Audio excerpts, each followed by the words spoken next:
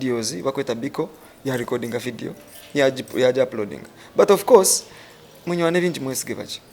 so ati muri umutu buzabuza uriya najya ngo yanwe yashoze so kikarugirana nkahi kugira ngo yakushohoza umunanka ni like kuyabe na raging ningashi ejo kind of behavior yona ubona bari muri mbarra babona bamwetorira akagomba kushoza nyo akampara Ankole Media TV this I'm a sober sparks and one savage on it. Yes of course nkoko kuchimanya kaburiju tinkucharaga kwija hanye so I've got the notorious man in town of course. Vally music is here. Vally twakashira Ankole Media. Stay bro. Niye nashemerwa abantu. So Vally music where have you been? So it's now months so mazaro wira stakureba the last time you were here physically like utabe twina set so where have you been? Okay nimba ndiyo mbe Buganda ko barondere baby akabi. Ego mukivuga music uri Ankole no gifumbiro mukivuga house nakuno nimba ndiyo na mukuru nimba ndiyo konka nimba ndiyo privacy zanje. Eso ni to twagira ngo buwazire kuno butwakugwireho twitana tumaze tukusabura ivuzo tuza ku dating go back like mu miezi nkebere yingwire we had Nicklee on set Nicklee twantu manko muntu abar bade wa for some time kandi kutabetu yawo twaraka Nicklee ya changing story abantu basigarana bivuza Nicklee nabasa ko biyagamba gari amazuma enga gatari mazuma because ko takaire your side of the story so tutandikira udene chendongo nza kuja tsanjira rwagati Adonda kumangu Nicklee kana biya jendo mbuza amazina gabana be atskande chamazina gabana takumanya abana amazina abuzere kwaragambira amazima nakuja ngutabine so simple tumugambe w'amazima nabasa ko bayine byagambire mugari y'amazima ninge mwe bigibushu akagira ngo mukibe nkoko mwagitora Julius Muhoozi no manya buzare bwaine na Nicklee akangira ngo ninye narumi nazarwa ni na nyina ndabona nyina ya so nyo kandi Julius Muhoozi akangira ngo at least nyowe nakira abeshongoza abandi kandi abayine nabo buzara batakumureba batakumutayayira nkashingo kocho like process yo gifuna gakagari y'amazima ni ndio nigeza kwenda hendera mukoreke cyanyigizori yakarete cyo yes ngozi wanje nkunda azanira dine yes in fact nkanta kumanga ibintu no buzaro uriya nwe yangambira tazanye no buzaro na nanka turi nangu yiwacira bari abatakora and then kutabe tujya utawura ngo he knocked you out of the house of his house which house kandi nyoro kuchimanga nimba ndiyo mbebuga na nejo kampara Nicklee kasubwo biru no boro umuntu yawo akagira ngo kaba no wono kiringiro no ashonga yo weye nimbasa kwenda kugitereza bokuba tikikwena ngabantu bareke bari yabo batakumanye kugenda mumisho nyowe yes nyowe nkataya yaho owa Nicklee ngo kunataya ya hano echantu wa Nicklee akabanyetsere kumu in fact it was my good spirit tukamaza twabwa no mu studio out of nowhere nikiriza kumugabire cyeshongoro because that is always the way I do which song ni cyeshongoro YouTube nibacheta ni orereta karija na video director kariyo wanje like nkamuhece shongoro audio na mukora audio na muri codingira ndukugeza ku mweshongozo Ankole kasa nawe kayagize ngo akakuhereza akacekati akanwa yakutira mu studio akasasura nanka ni buri kimwe cyo nakashora amashanyarazi nguna nakawaraje no yakaguzere trying to quote his words kanaranga gamajeza gine iko kubana ore aho kandi atinyoti kupema tingo basa kupema the song like kachekatyo seriously nonanga Nicklee ina majeza gafutere cyeshongoro kikarabari yantonde kachekatyo yakutira mu studio akakwanjura ba hero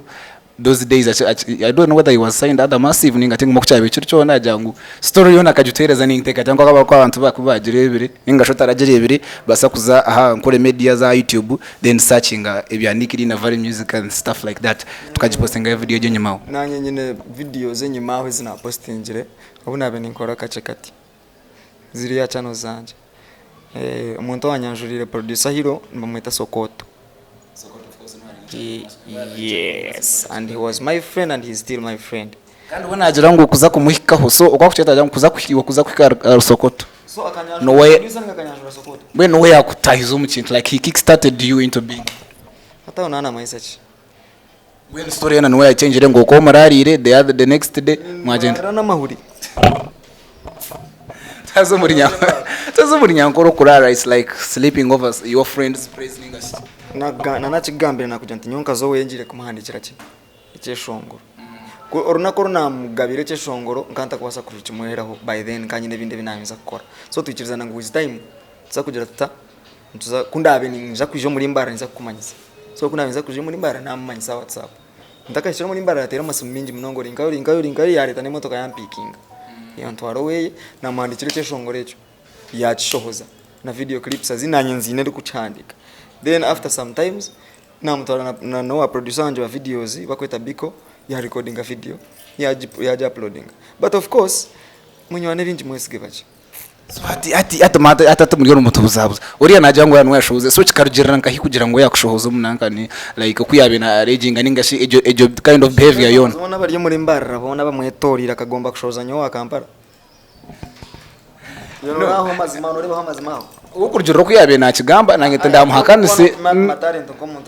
like amazima nyo kungapima no wagagamba because you know that's my job as a media personality nyo ni imbuza nyonka kureba horo kweta analyst wa music ni nchiriza ngo analyst muri yecho ni nyendo ngambire ko kubano pima talent yanje nayo yo muzeyi urariyare ngo yote nam describing ako muzeyi nyoni manka nikiriti nkumanyo bano muzeyi obano muto ngambire chinkumanya na ingana na Rasta Chaz esho Natasha Kiriza anze bakajoza mwakachi nangiti nkumanya ni mangu nechakare but umuntu nabasa kweshongora chacha akira umuntu still yes nuko najangwa katari umuntu akabana wakabaho muto Rasta Chaz akana inganachi so ati is he aging to that extent kugira ngo utashemerere no kubari umubwira ni ngeze kumayisa ngutaro neshunga yishime kuba nenyunga nawe no kumugambo nimba ndinkara kumurondera comeback so in conclusion byo nebyagambe tarumaza takagamba gamazima just nyo cyanteganise nawe ikindi kumaye cyasingiye kuteganisa n'amazima ganje nyo nikundaga amazima ko mama wagamba amazima ngakwindwa ngene cyaka no timu kusobyo yeah I told him stop calling yourself a Western champion yet you are one of the Western failures so our hobby that yes reason being kan ngeza kumoreka ngo ebishongore bya inenga hit songs uri yakweta hit songs hanu yo mu isanyo bino ni byo Uganda simaya cy'ikiganye simaya Natasha Kiriza simaya hari mtisho mucho myakora so that was my point kan yamaze muvuga kunshara akabandi ngagamba so okweturgeyo ebyo kwansari ebyo kugaruka mbyo kintu byingi so still kutabe tsiri yaho twahurira kandi saga yawe na Racoon Camp bikiza byabaho utastora bitengere taratunje the real story tukatungera one side that into the side there you want Racoon mukafashi mangu those are the guys I were so positive when it came to a car Racoon bakan discovering bwana mayeche shuru chinaga nyine yetu kana tanzi ngo mu kare yanjye ija baje tapingamo twakore mu ndomisho mwe na mwasimo then with time baheza bahitaga abantu bakoza kuri na background because what bari mu mashini kandi abantu bakoza kuri na by then n'abantu n'abenyimanya tuna nagamenya n'ebindi uzi bachi so narabantu n'abenyimanya rubwiro bo kugira ngo bekana manage to do that for me naba tapingaho naba connecting mu Racoon Camp ati harabantu abakwa bino bwo beterna umutima kugira ngo kuhinda twari tanu musha yabazine mustiri nagumari yo moro natural so umuntu ogu ko kunisi ko management kejo surprising rebam tambishira miliyoni 2 hata umutima gumukira ngwiwe bakikumi ati instead of focusing hard yo kwa miliyoni 2 kugira ngo agumena mukorrect ngunda kamusisha tu ati turning against you who was the grand man of course na man can't think on that mugambo no kumugamba I was just asking no teka cyaho ko yarjoininga you have proof kugira ngo kurujoro kuyaga kugira nuko kuyakiresera saka natunge sente yanda nyingi akayineza ya sente yaenda ngo twito kweshwerekaza kugira ngo afune nyingi how was it akanchi mwanguhira teresimo management yanje ari kungambaho negative side zone konka wakebwa kumanya hari umurizi hari umuvuga kubaza kuguzenyi tugaza umurizi twabe turi yaho batugira ngo nayo mu Racoon ko waje kurgayo ngo akagenda nese mu yabo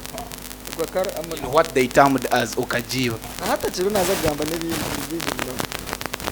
so isumu yo kajitwara isumu kagenda bita management yagurire isumu ninge sumegeriya konka kandi ya kumbera kizakaya chiya nyowe tinyoba kwasize nanka no following omusango nyowe nakubuza isumu is it true ngo isumu kege yawe bikagenda no yigiriza no bagiguzire isumu bagiguzire manya hari mu babire yamba jibanje tubagiguzire so abe najibanza no because wabe nagamba kugira ngo it was an order from kana gamba abo kugira ngo natekateka ngo ariwe mbije ya management around bitayibirwa kantu kamwe n'umenye nabikire achenga ziona no kugamba simwejo byona hamwe ne part of ekinani kugambira mu kubantu cyo mu kuranga na miliyoni 2 atakateka ngo uba ha miliyoni 2 iwe bakwita bena kashara kugira ngo akurwanze kuko ari kubasa paka to the extent hara kutera level kugira ngo uza kwiciriza so hata mu kurwanza yakurwanza atakuranga management akakurekura because ni mangu management kandi umweshongoza akora byona kandi good enough akana amanya ngo ndi short tempered so yabikora byona yagumana bari nabagambire bitari byo nashisha no bataka ruzingira na interest batandika ku losing trust wachenga hati nyo kandi cyo kikuntama cyo kusinge kuntama hati okuza nabanza nakora ki okay my ham gloves Racoon Camp discovered you but in don't believing kugira ngo you are one of the niwe Racoon Camp niwe wa discovering the sort in a sense so kuza kubona Racoon Camp akajibunuta before you even got that ground manager kiza akakushara hari urunako rumba nyine sokoto turi mu studio tukora iceshongore cyo kacekati twatura na hero na wa mahuru romwe then with time nkanyencha kare iceshongore cyo nje na kita robot nakora live zanje za TikTok so as I was playing that song nkantira live ajira yo gumshia mukamara Racoon Camp yija live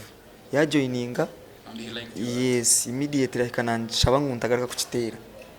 ya discovering amu something different china nyonta kubasa kuchireba because nyo burizo nkani korebesho ngo mbita live mbitera so it was out of luck ninga coincidence aha yija nkoko kuri umuntu ya joininga live yawe ka requesting kakushabecho akakubuza no kubuza mobile money ya namba yawe ukajimereza kufitira akasento karebo in a reason to do what kiya kushaba so iceshongoro nakiyaho nakibika nyencha kare in fact nyencha kare twagumatuganira mwa atakampira na biro ku releasinga so nyoka nkanye ntekateka kugira ngo nze kukikora na karifa aganaga so karifa na wije challenge ngamwe yambuzabuza mwa nanyiga kunanyigire byanje nyondi short tempered iceshongoro nakirekura nakikora short clip na gita TikTok ya breaking through nyencha kare nashanga challenge system so then hati Racoon Camp kutabita kuma nayo mu 2 days aho kana kireba kana rebe kugendo misho aho unkugambira tukaine management ninga kari person friends nyona yes twaturi friends tuganira babiri nyona so mwiza yabona kuteka tekeste yagira idea yo kutandika management no atakajifunde na idea wakaya kaine idea yo kupanza kupushinga cyeshungurecho cyeshunguru kuyakitira kana jamu naza kuchipushinga munonga cyagaborede chini powers zo kwepushinga so nja chakozinga kuba interested we yaba interested munonga yatandika kumbuzo kutukubasa gukora management twashitamana twa creating a logo ya management turyaba so ibindi nebyabwanye so mwena mke discovering Racoon Camp discovered you discovered it was out of coincidence true yeah so Racoon Camp twabe turyaho ya signing abandi beshongozi how do you feel about that ni kirungi munonga for them ninga for the management ni kirungi for the industry ya Western region you inclusive yes in fact chikabire kirungi munonga kuba kusigninga beshongoza bakweshongora je bonka so any message to the people basigningira is there anything like echo kuenda kubagambira like is there any message to pass out there Racoon Camp ninga shi abo ya signingira ngo kugira ngo abo ya signingira mwe think betegereza je konka big bounce na ishongora je and big bounce just ni mushaba aro kariya kuba kweta okutwistinga tongue twist wajereta jo music industry ukagumano no twistinga jo rime bati hazo muri nyankore nkiza kumukora mno in fact nchara kurakinga chonka abandi think betegereza so that is the message yo kubahereza yeah so Racoon Camp yanga management no gereza message is there anything echibi no kuporshinga Racoon Camp management in fact nchirimo mu Racoon are you sure yes why not contract take away so is there anything echiba kuna bakorera any audios and any videos ninga uchurumu just kuba just for the sake of it mumpapura tichirimo mu Racoon Camp mumpapura in actions nchirone mbigita So now what music to rinka here to manya hata on it brings us to the question, where are we musically? Musically tunabishanga bitironza kushoza collaborations, singles, videos. So what should we expect, like one of the collaborations, you know me boy no man. Kariba kacheka to remix. abana bajya nkacheka to remix mu remix z'abanyankore eza remix zambarira Kampala tucyaga kuzireba kuzukwende manya bomba zireba bakuzireba bakoma amahembe gente area remix nezana guru nezana ruwa. We are now throwing it back to the okora kacheka cho remix iwe Palaso King Saha. Palaso, one of the biggest artists we have in the biggest performing artists up to Uganda. King Saha, one of the biggest vocalists we have. And then Okushangango talent here, Western Uganda linking up with those names. No. Two people on that project as big as King Saha and Palaso. How was it? Okababonota mkesangankai idea majifuna. I believe they are big also, but the song was bigger. So they picked interest before. Yes. Bakabi interest omunanka no mchesongole. Yes. Approach the other. Receiving a call ya Palaso Amande na receiving a call ya Saha Rwakana. So rwa mukage cheshongolo chawo. So ndebo ba approach. Ntona ni manyisa. You know how echichintechi like these are one of the nibyebe interview abana bakuruta people bakutana kushanga Palaso kuteresa mata kubuza ngo in fact mbyebe kubateganisa nabo kubana urana bayomba ndionke dreaming aseti kumanyo bano manu bateganisa bana manya taro umuntu ari kubaza kushemerwa yana yayi nenjara ari kurana orya tukubaza at least mwena mferwa. So nyewe kurjiro ko kuchimanya that is one of the biggest dreams abana akana batanko industry kujanga that one day afuneho a hit song irabase putting numbers the song kasangane putting big names kasanga ziri interested in doing stuff with them. And then now we mwaza mu studio chi what was the making like umushahira akakora audio akakora nanka ni yeye akakora where cause the original version where ajikozere kuraje umuseke nanka ni team. Did you contact team ninga mkenda kumuyamu twatine kumuyamu kunke project yekakorwa kandi yaba released with a video. So I think natine cyari kubanje kuyakoba yashashirwe maybe ninga tarashashirwe muri buringero mu ngere y'icyashowiremo ikira kagera ngo nahate nacha banza yo ngo hero na banza by the day I wanted ngayenda kugenda ishati hero nikiri hate no spokesperson wa niki wa hero nikiri no wagambira hero kanja ngo hero ngutora muhena nazo ngutora muhena nanka batutwanda garaka yoko yona so hero mwamara mwamuyana nanka mwamuyandongo nechinda hariho ba producers abutukora nabo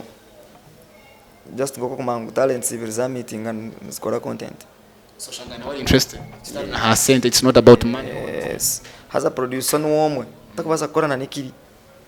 umuryejo one love ejo feel nata jine nana akora after money. Yes, na ine kubatina interest yari kora sente kandi za kwenda kandi akora bwire kandi akora kumara. Okay, so then mwiza audio majikoroa audio nkajikora na remix. Then you have a mastered by Abat Skills. It's a big project. Video ne ads media arena Adrian Paul.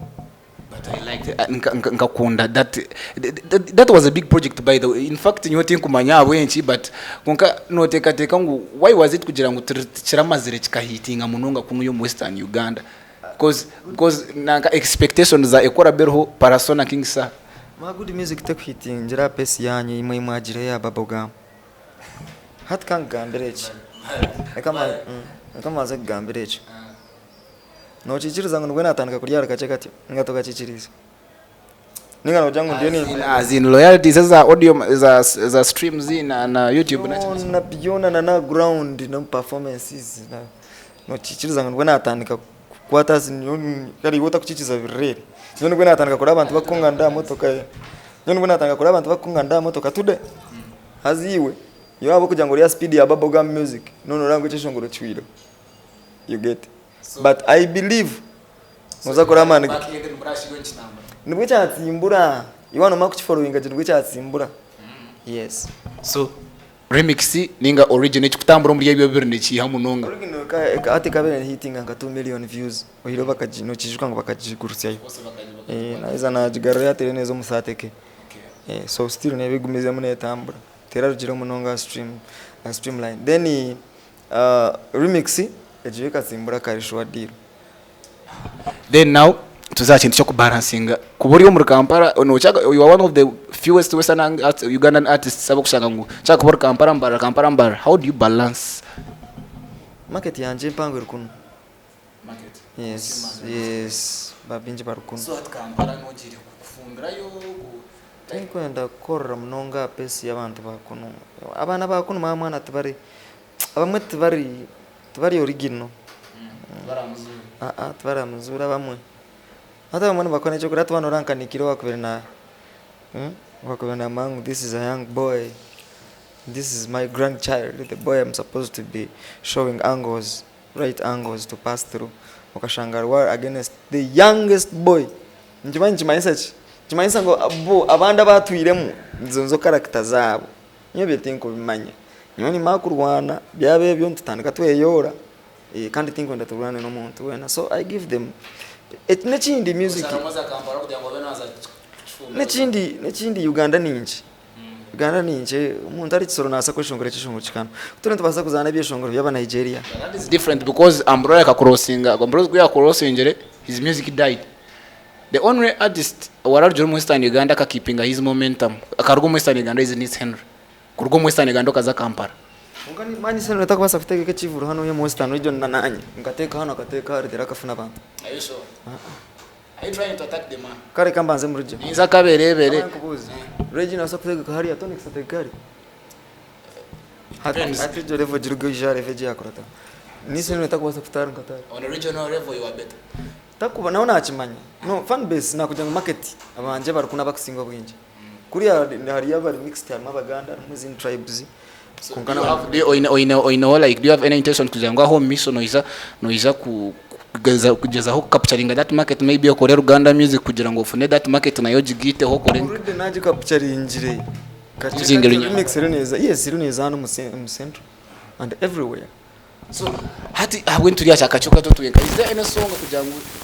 ebyakora sarawo ne byantora wako almost every week no okano raising eche song ari nyuma nkai neche song ari kuzana address mu ndebe actually mu Uganda yo ishahe songo booster gym niruko chekere ore eche song echi kuzana meronde shata address or nako abari yeyo musoke mu checking ayuso ngo tare eche song ro mu Uganda chikuperenga address twice una gamba thrice yes. Anyway, if you feel skeptical, one who skeptical about that, searching, searching, or you just want to go to Tico ni video was playing the rice. Yes, every day. So then, ahenyuma, iruhuzo na wantu ine bishiti mo bawiza na mizi bakakokanywaho. Ahenyuma kano kurubana na rage. Kutabe tuliyo twarasha bakanko wapo wa mukachi. Reggie bakamtera uchipanguka and then you did it was some sort of a skit it was some sort of okoriyo no gamboro kujiroti as if you were happy with what happened tera Reggie uchipangu just nyongera imati kumere onyireho nyowe ko kuna nagambire nyowe tindi yo gwa kushara rw'amazina yes binja amazina ngabashara ngo gabashyize naho bari konkanyo nyowe amazima tiga kunshara hati iwe sparks nyice kana wasa kuzara umwana ejo mbigere bya Vally music ushanga hembera yo kugira ngo to kubasa kweshongora kusinga bari uko bachitamishira bati by then yonoza kuboye nenju omberejo na mwishoki konkano gorije kumayichi na bene ngamba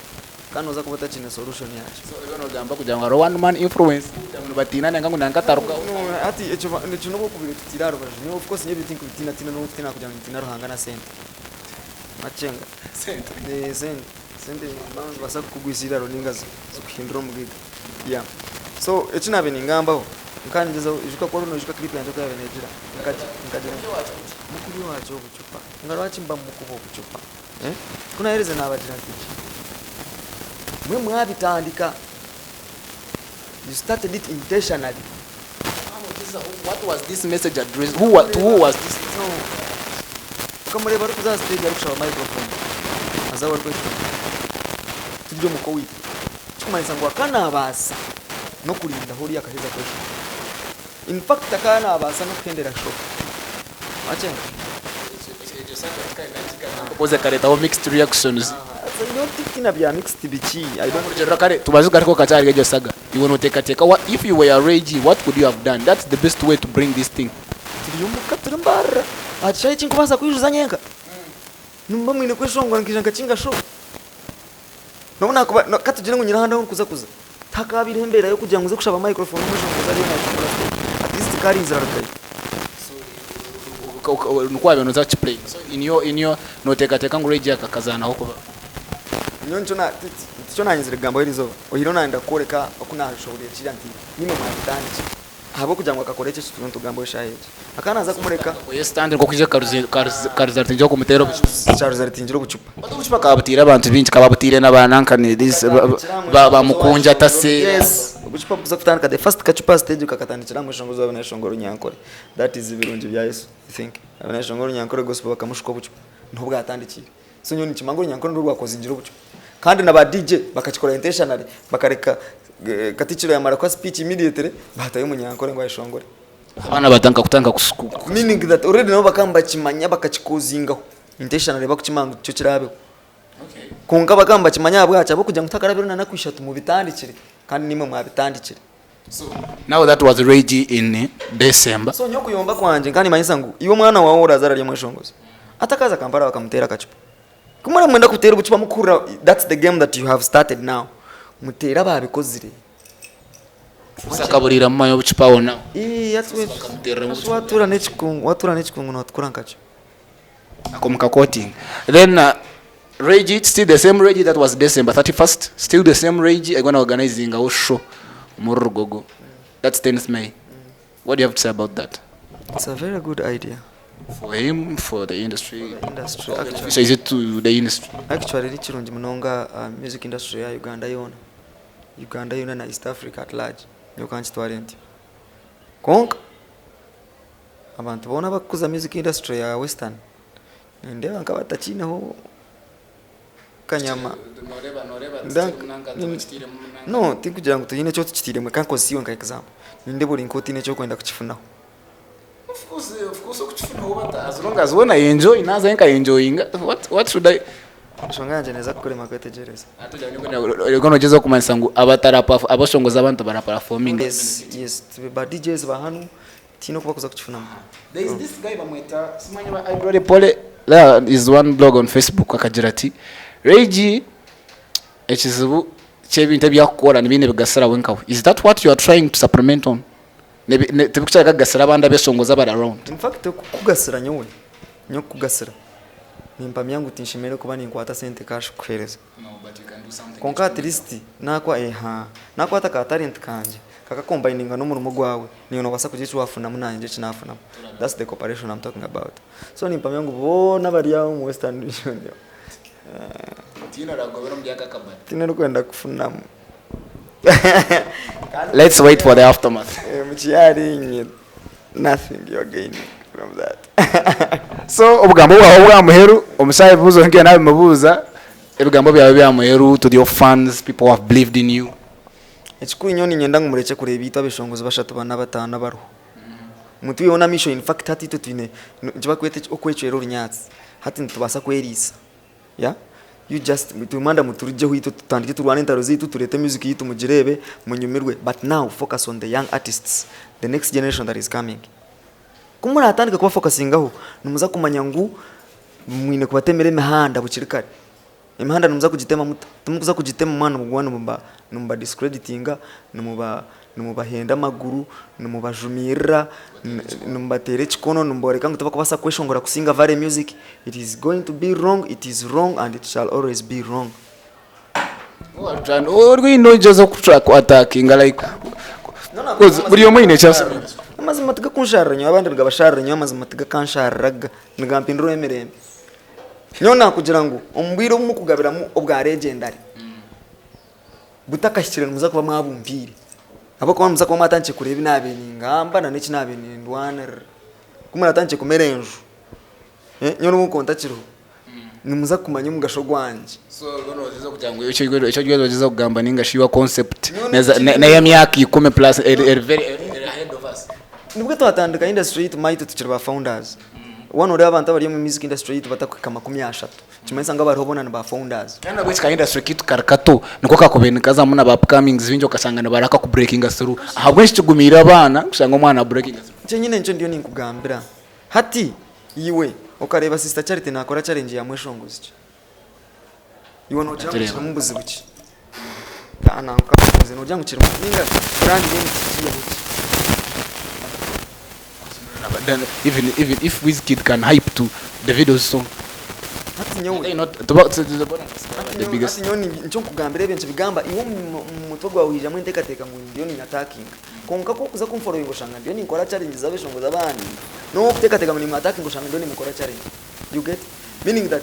I'm not attacking oyiro iyo no mfuno mu version ya wiwa kunda kumfunda nyoni mayisa ngo abeshongozi akutukire bace let's endorse the few we have. Yes. So, this like by the way tuineho DM Swaga ningasi DM Swaga no manya wa promoter ningasi hano za Uganda ahisimbira bwa LC5 abwa mwizi tusabira abantu ba mwizi aka abantu ba mwizi tikuringa watora katukuru nkana agire bampalavu nasimira ndebera ndukuzayo in fact twashemera tumukora keshongoro mwojo wanje because ine nebintu byazira nankora kuno jangu tumugamba abantu nkabo mwana mugamba abantu abine kibongira industry kuno jangu mugamba abantu nka DM Swaga really konkana umuntu naye mukankatora yagamba MVP no sense simko tugamba abantu abine value ka DM Swaga in fact DM Swaga I promise you horona I'm going to create a song for you na campaign onyete kandi tuzokujiza mwentebe by force. So of course that was the man himself Vally Music kwetaga music unajienka that was it na social media handles zanje ziko sama zinagamwe oyiro kigambo Vally abinji bahandika VALLEY and it's wrong VALLY don't include E then gambe na kara ka his excellence tingu mwa akakuhiro bakake abo kakatorotoro mwa abantu kana banyeta president nyo ngutoro kumanyeta president ngutora be or kweta like which president geto president tinkamanyiraje konkana nanye nimpuranye ndi willing kushakolana na Simbaro 7 nogo yachiro okusaka no gundo munna abantu bade sparks na bangine savage ya camera CUNCS